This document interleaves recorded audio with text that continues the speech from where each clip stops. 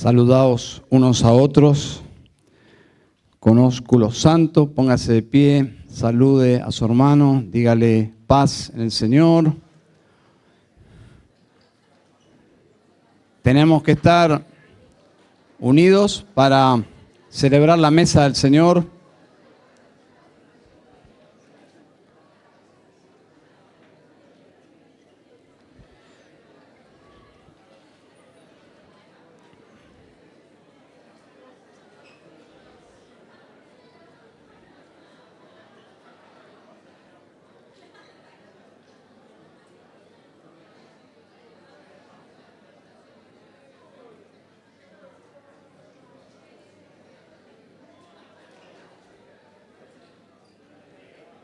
Muy bien.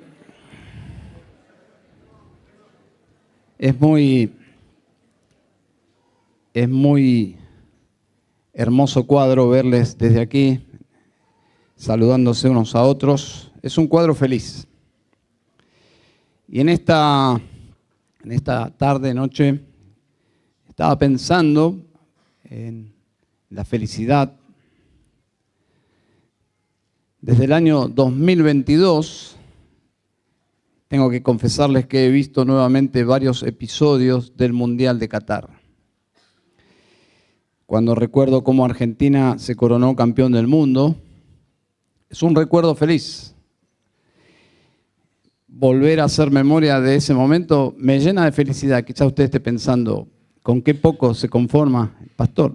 Simplemente para ilustrar cómo podemos usar la memoria para traer momentos de felicidad. Cuando recuerdo la boda de mi hijo, es un momento feliz. Y podríamos seguir recordando momentos, nacimientos quizás, fiestas, regalos. Usted debe tener su lista también. Solo para citar dos ejemplos.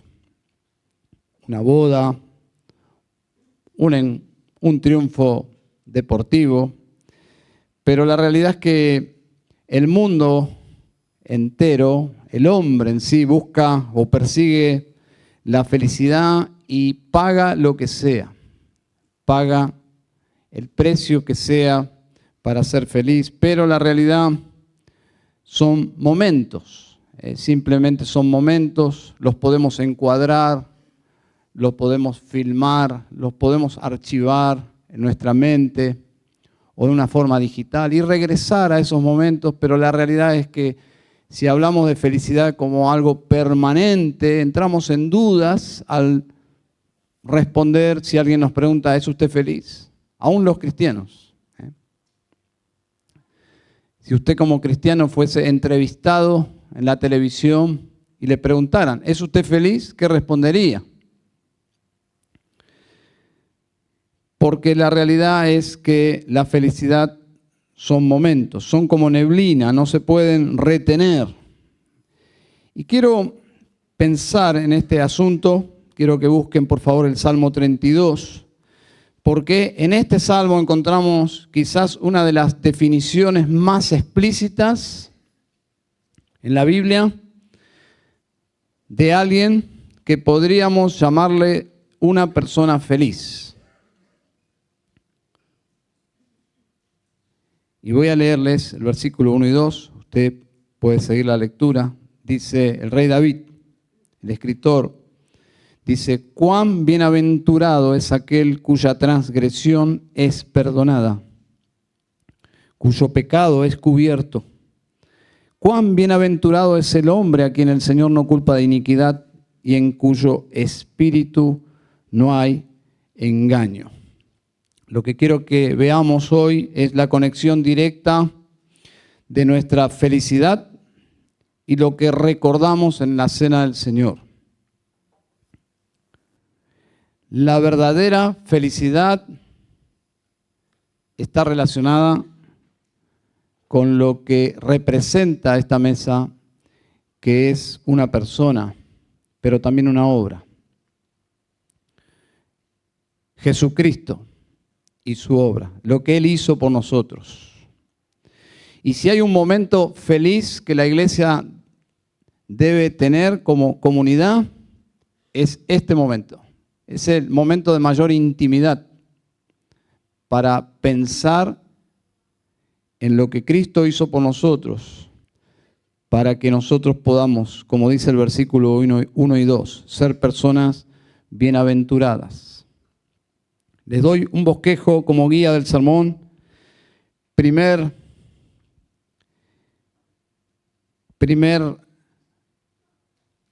propuesta, podríamos decir, es desarrolla cada día, no en la cena del Señor simplemente, sino cada día desarrolla un regocijo por tu unión con Cristo.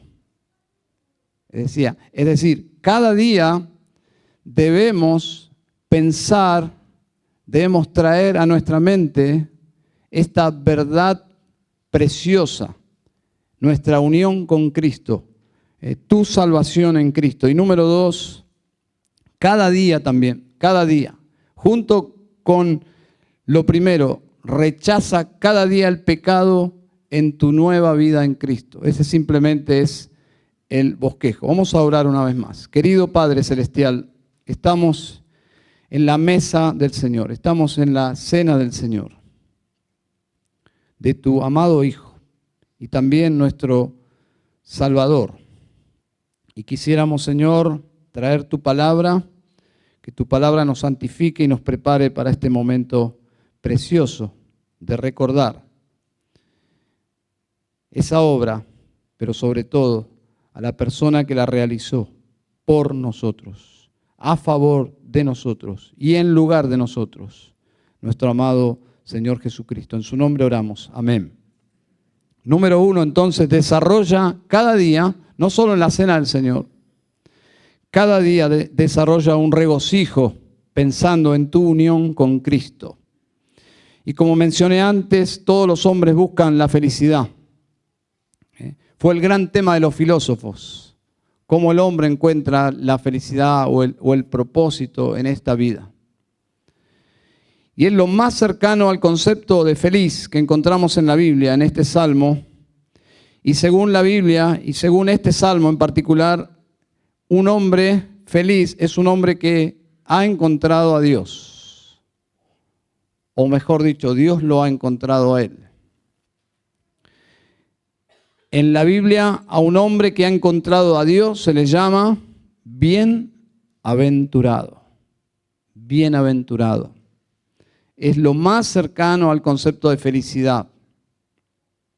No tiene quizás la carga emocional de la palabra feliz, sino más bien apunta a una persona bendecida. Es decir, una persona bendecida es una persona que será en cierta forma feliz. En el Nuevo Testamento, un texto que resume esta condición de bienaventurado o bendecido, sin dudas, quizás el versículo, el epicentro de toda bendición se encuentra en Efesios 1:3, que voy a citar, y seguramente la mayoría lo conoce. Dice: bendito sea el Dios y Padre de nuestro Señor Jesucristo, que nos ha bendecido con toda bendición espiritual en los lugares celestiales, en Cristo. Es decir, en unión con Cristo, los que estamos unidos a Cristo, Dios, por estar unidos a su Hijo Cristo, ha derramado sobre nosotros toda bendición espiritual. Los creyentes son aquellos que Dios ha decidido desde la eternidad, según Efesios capítulo 1, ha decidido bendecirlos. Pero si ustedes notan o notaron, cuando cité este versículo, Pablo comienza de una forma asombrado.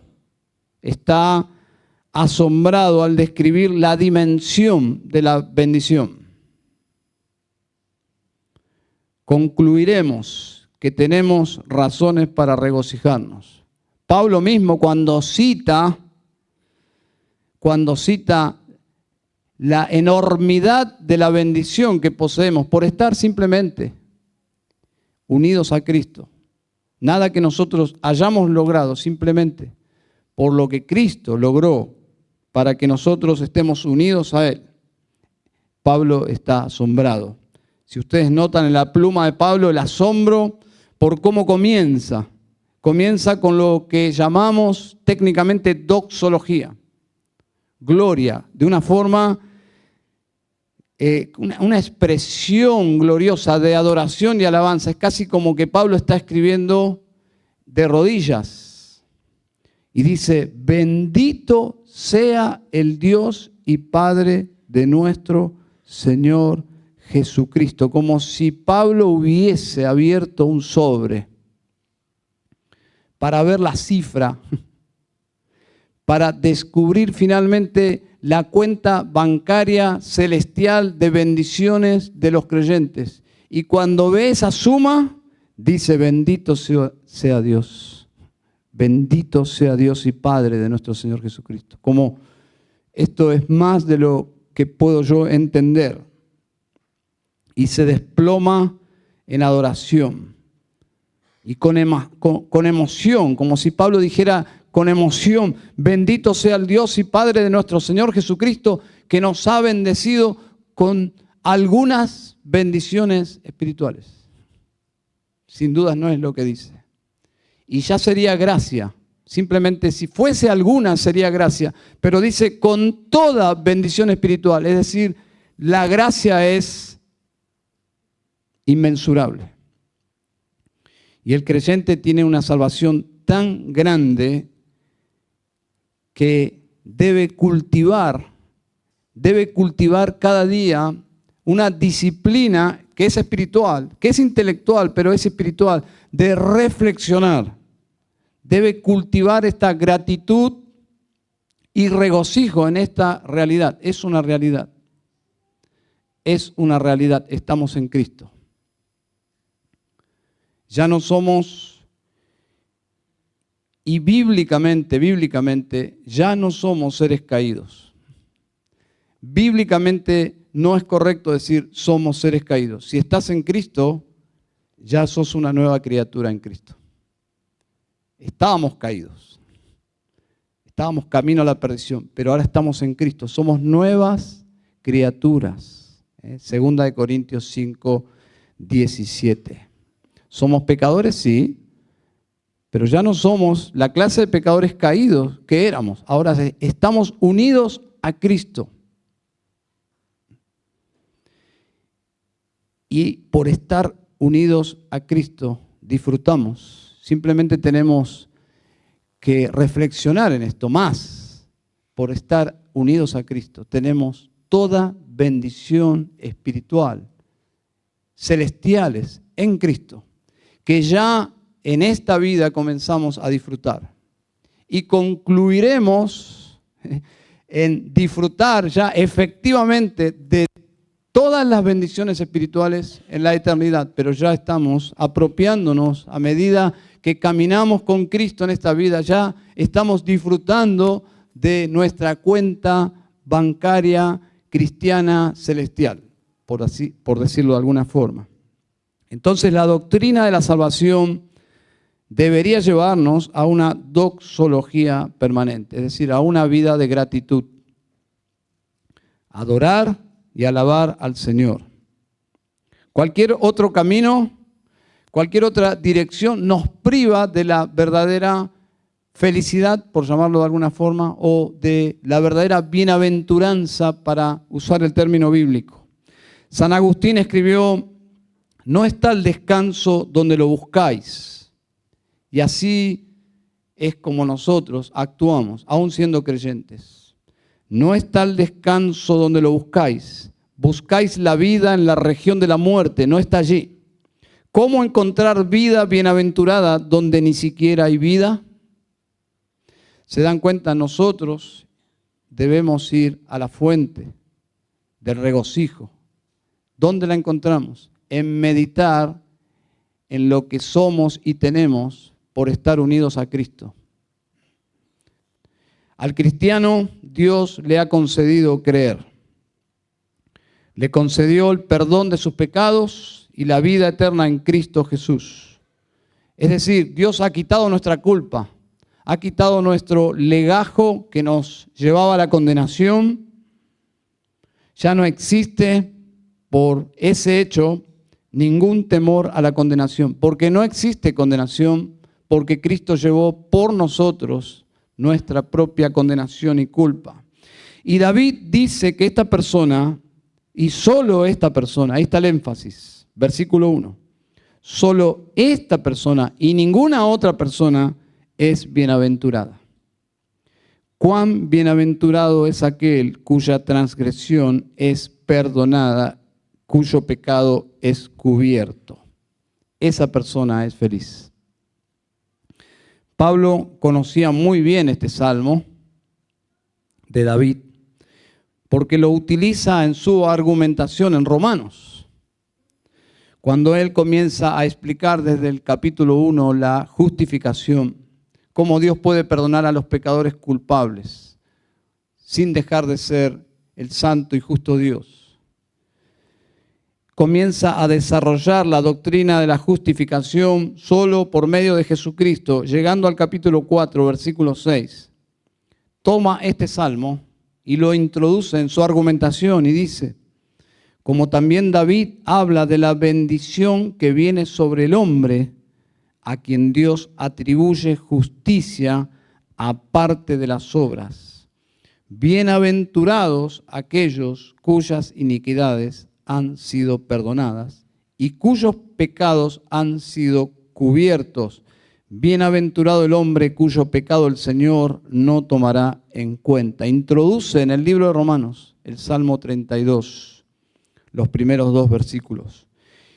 ¿Qué está haciendo Pablo? Bueno, Pablo está aplicando esta vida bienaventurada finalmente a los cristianos. Son los cristianos los que son realmente bienaventurados en esta vida. La persona realmente bendecida es quien goza de este bien mayor de tener sus pecados perdonados. Pregunto en esta noche, ¿tiene usted sus pecados perdonados?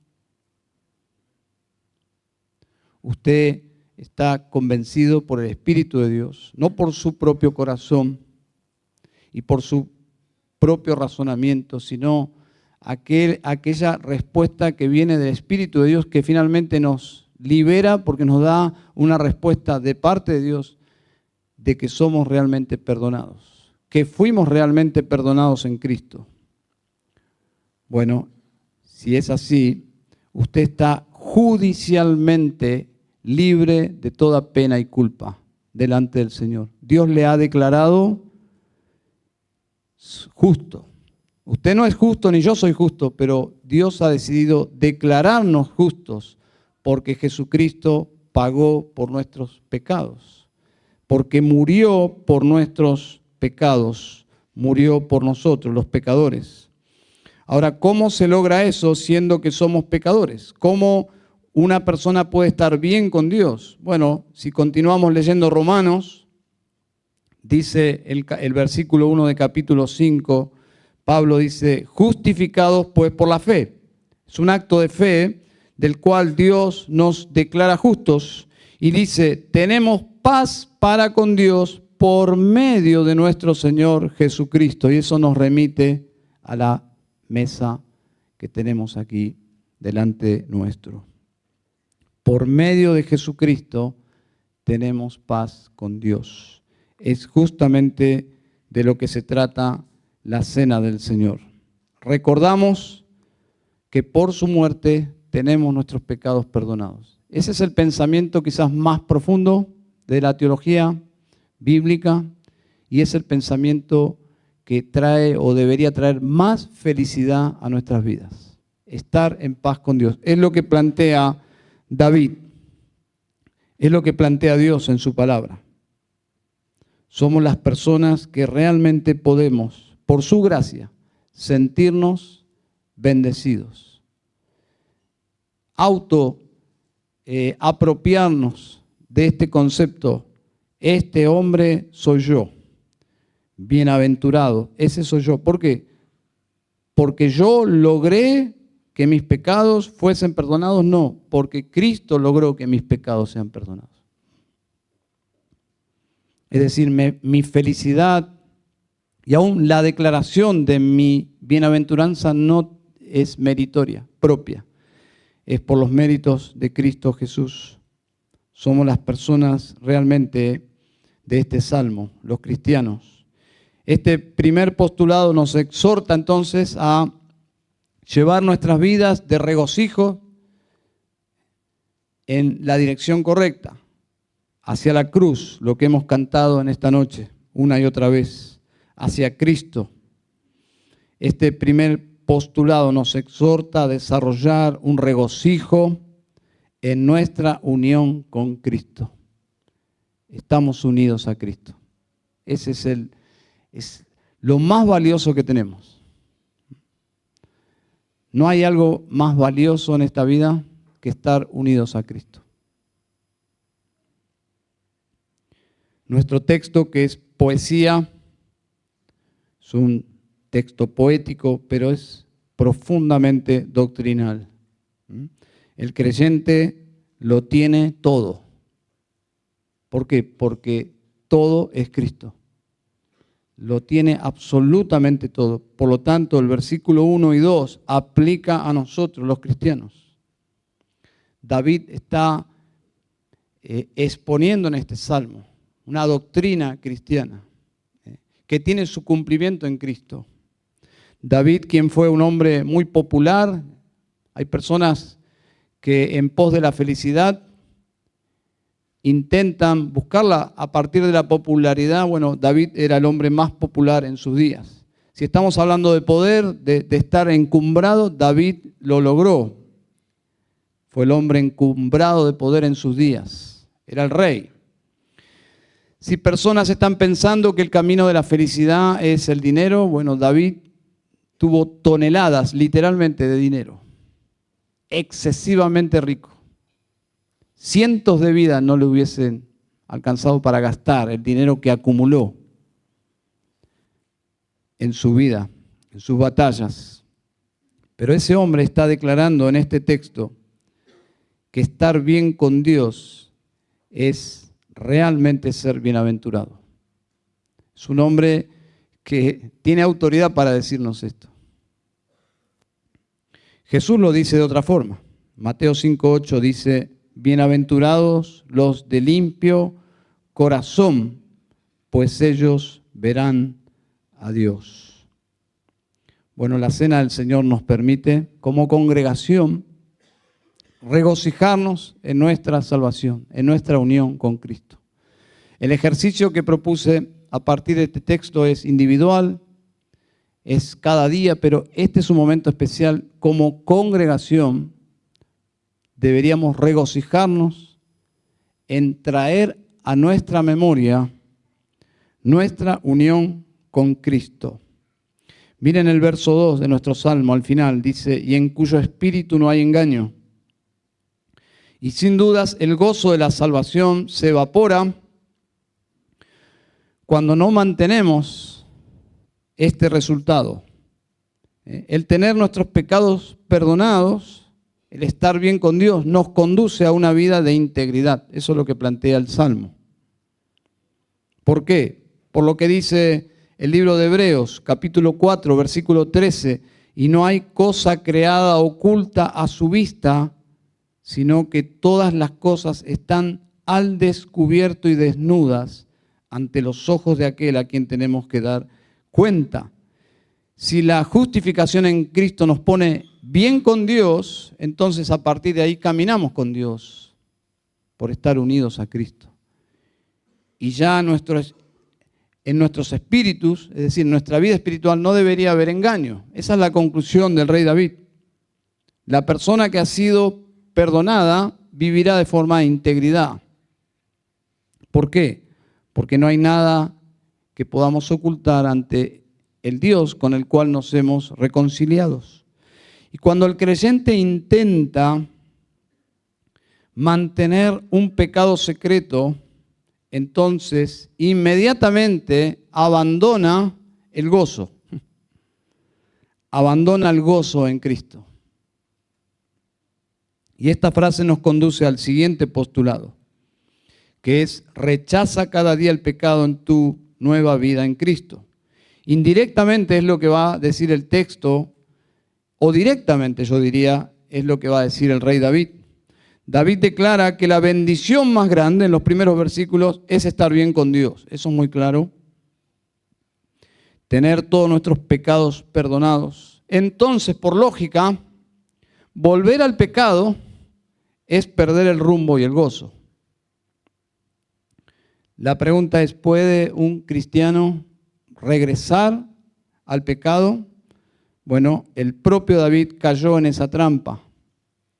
El propio David, quien está definiendo de alguna forma la felicidad, en donde radica una vida bienaventurada, es el mismo David que nos aconseja en esta dirección, pero rechaza el pecado cada día en tu vida nueva.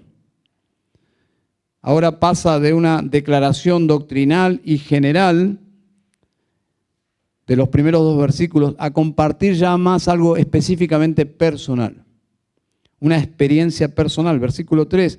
Mientras callé mi pecado, mi cuerpo se consumió con mi gemir durante todo el día. Porque de día y noche tu mano pesaba sobre mí. Es decir, el pecado le alcanzó aún en la noche cuando se supone que debía estar descansando. Mi vitalidad se desvanecía con el calor del verano. Hasta ese grado el pecado alcanzó a este hombre. Y muchos comentaristas coinciden que David escribió este salmo junto con el salmo que hemos oído hoy en la lectura, la liturgia del Salmo 51, que es su adulterio, o producto de su adulterio con Betsabé y escrito luego de su restauración.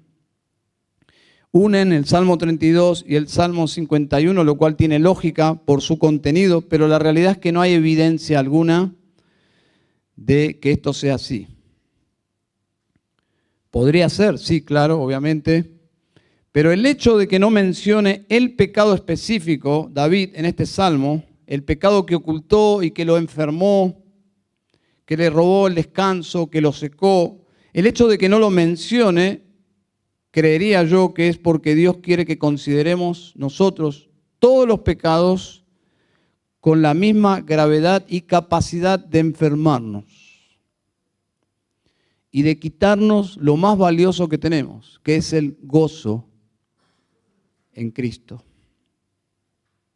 Y no menciona exactamente en su confesión aquí de qué se trató eso que ocultó y que terminó secándolo. El hecho es, o la enseñanza aquí es que el pecado ya no es compatible con la nueva vida en Cristo. No es compatible.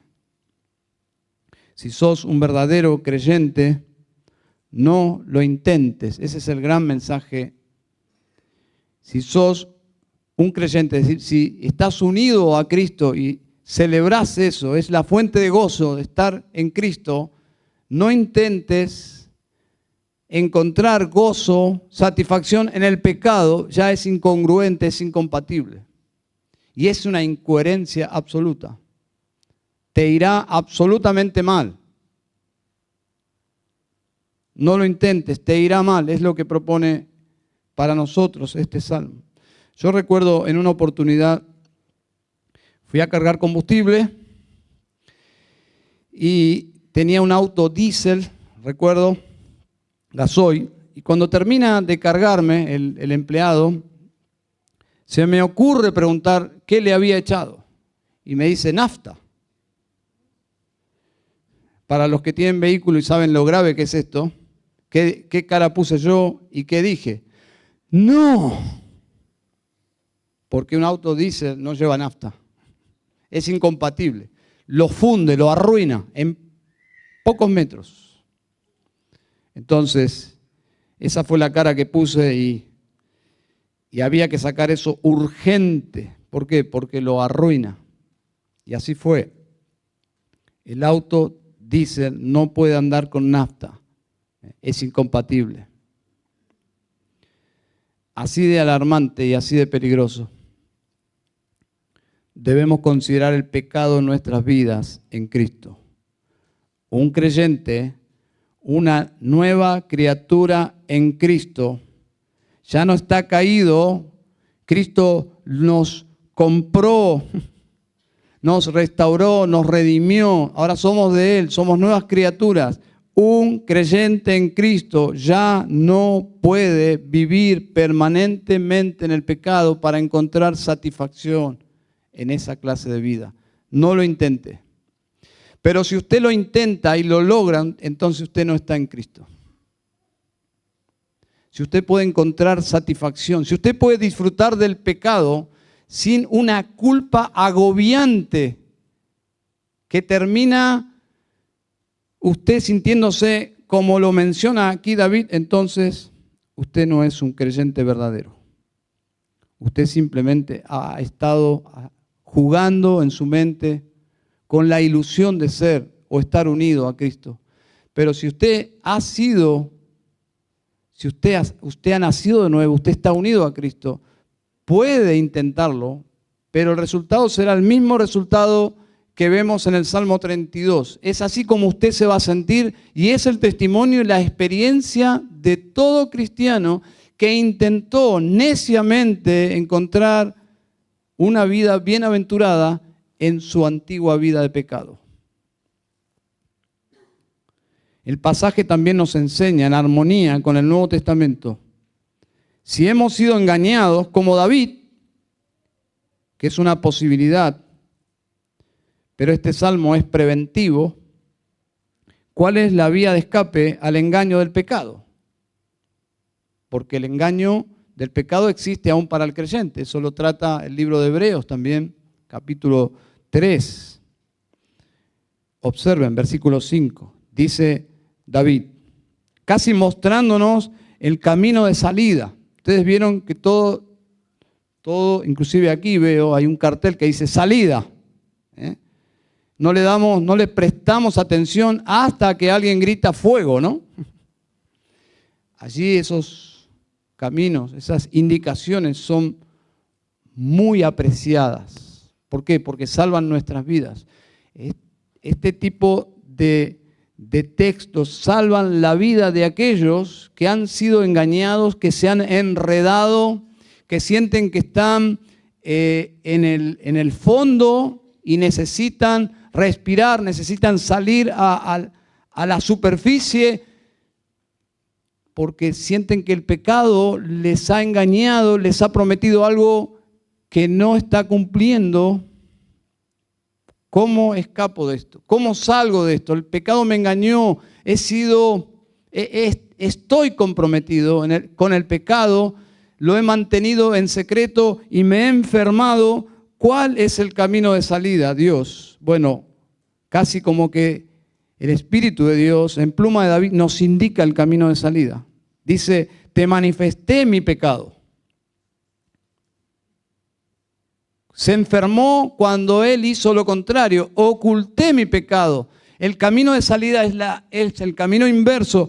Te manifesté mi pecado y no encubrí mi iniquidad. Dije, es la determinación de un hombre que ya no quiere vivir absolutamente más así. Dije, confesaré mis transgresiones al Señor y tú perdonaste la culpa de mi pecado. ¿Se dan cuenta? Es un arrepentimiento absoluto. No hay tal cosa como un arrepentimiento selectivo en la confesión. La confesión implica un arrepentimiento absoluto. No se puede pedir perdón genuinamente por un pecado y mantener otros pecados bajo la idea de disfrutar de ellos. No puede haber perdón sin un deseo genuino de ser limpiado de todo pecado, de todo pecado. ¿Se imaginan que un hombre tiene varias amantes? Vive una vida secreta, una vida doble, pero con varias amantes hasta que quiere cambiar su historia, recomponer su matrimonio y pide hablar con su esposa y le confiesa su doble vida y le pide perdón, diciéndole que dejará 2 de sus 3 amantes. ¿Conseguirá el perdón de su esposa? ¿Podrá recomponer su matrimonio con este tipo de confesión? Bueno, la confesión bíblica es el deseo de ser limpiado y apartado de todo pecado. ¿Con qué fin? Con el fin de recomponer una relación cercana con Dios. Ese es el deseo de la confesión. No es tanto casi librarme de mi propio malestar, ni siquiera aún de las consecuencias. La verdadera confesión es querer estar nuevamente en paz con Dios. Querer estar cerca de Dios, caminar con Dios y disfrutar de Dios. David describe cómo él llegó a sentirse por ocultar el pecado en su vida, versículo 4, que ya hemos leído.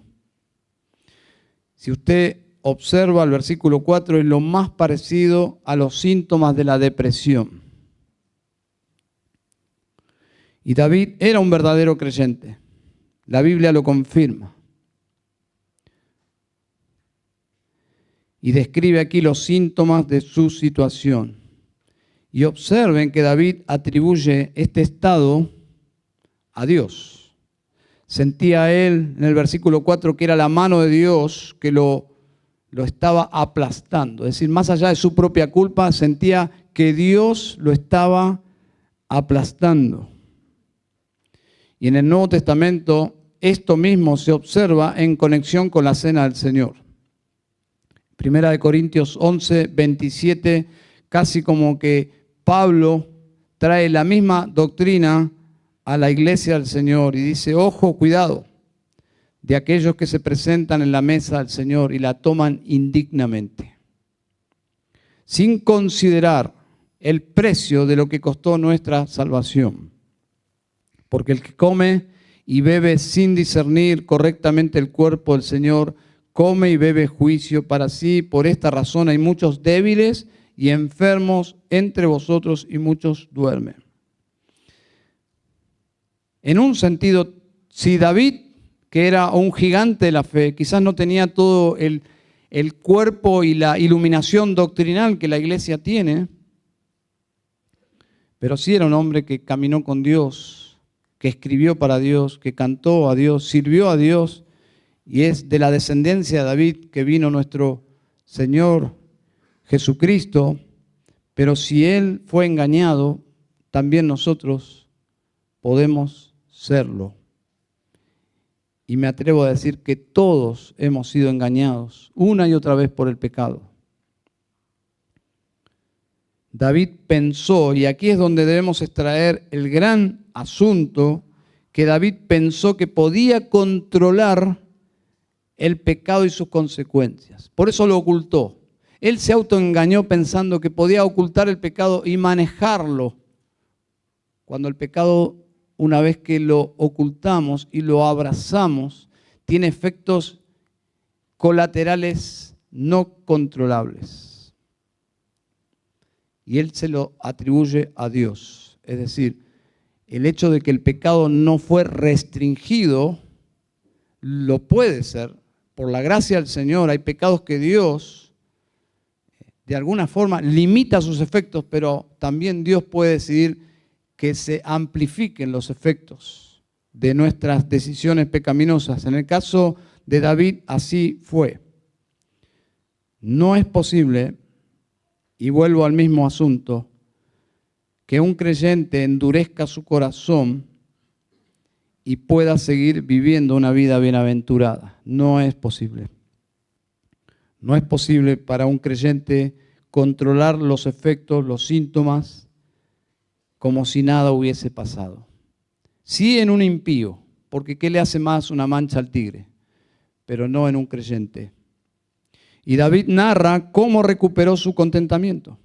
¿Cómo? Lo confesé, le declaré a Dios mi pecado. Proverbios 28:13 dice, el que encubre sus pecados no prosperará, mas el que los confiesa y los abandona hallará misericordia. Juan dice en su primera epístola, en el versículo 9 de capítulo 1, si confesamos nuestros pecados, Él es fiel y justo para perdonarnos los pecados y limpiarnos de toda maldad. La verdadera confesión es la persona que se disocia de todo pecado, se pone en favor de Dios y en contra de todo lo que a Dios le desagrada, lo confiesa, no lo oculta, es absolutamente transparente con Dios. Esa es la confesión, y es una confesión inmediata, o debería ser inmediata. ¿Por qué? Porque el asunto es urgente.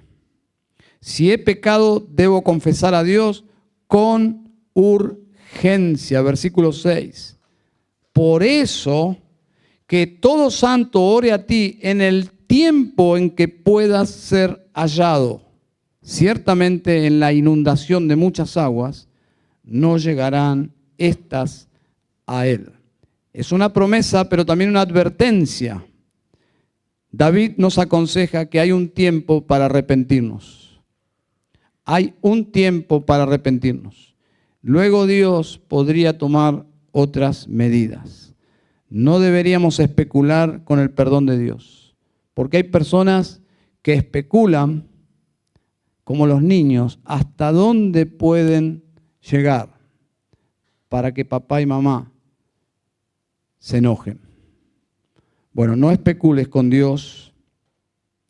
Si bien hay un límite para arrepentirnos, no deberíamos especular con el perdón de Dios. David, un confeso, podríamos decir, un confeso humilde, creyente, restaurado, ahora se dirige casi como que le haríamos pasar a David para que nos hable de su propia experiencia.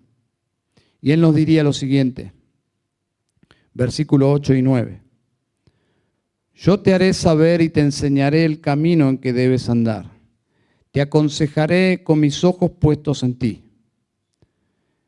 No seas como el caballo, como el mulo, que no tienen entendimiento, cuyos arreos incluye brida y freno para sujetarlos, porque si no, no se acercan a ti. David dice, quiero que me mires, voy a decirte y voy a ayudarte, pero tienes que escucharme. Una traducción libre diría, yo te puedo ayudar, pero no seas orgulloso, déjate ayudar.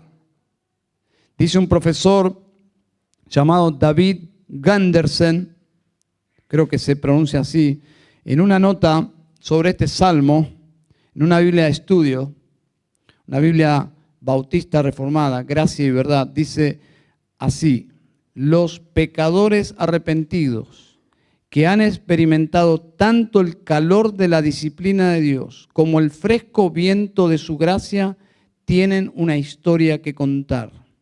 El salmista perdonado no es tímido, insta a los lectores a abandonar su ceguera y someterse a la gracia divina. Dice David, yo te enseñaré en el camino que debes andar, para que no tengas que vivir lo que yo viví. No lo intentes, puedes evitarlo, eso se llama sabiduría. El pueblo que no ve la historia, la repite neciamente, no hay necesidad de eso. Y este salmo termina como comenzó. Comenzó con gozo, el gozo del perdón, termina como comenzó, versículo 10. Muchos son los dolores del impío, pero el que confía en el Señor, la misericordia lo rodeará. Alegraos en el Señor y regocijaos justos. Dad voces de júbilo todos los rectos de corazón. ¿Se dan cuenta? ¿En dónde radica, hermanos, el hecho de ser felices? Momentos felices, algunos tendrán más que otros. Gloria a Dios por esa gracia.